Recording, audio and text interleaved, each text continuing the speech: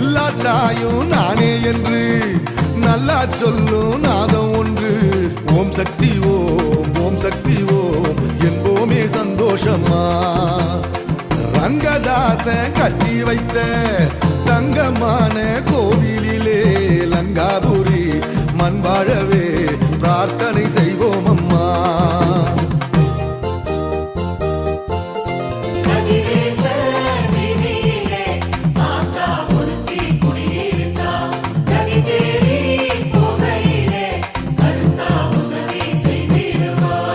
கொழும்பு நகர மக்களுக்கு அன்பு செய்யும் தாயாரம்மா. இலங்கை தீவின்